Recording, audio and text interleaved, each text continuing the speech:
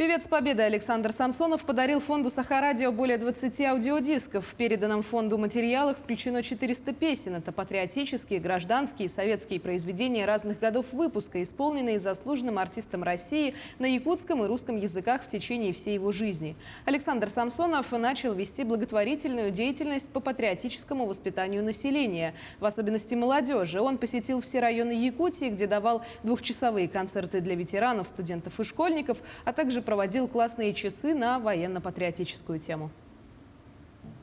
Ну, я думаю, что все-таки вот я над Ее Величеством песней занимался всю жизнь. Это моя любовь, мое страдание, моя защита, вот, и страсть большая. Потому я от души дарю эти песни, да, и надеюсь, что они будут сохраняться и звучать время от времени, да.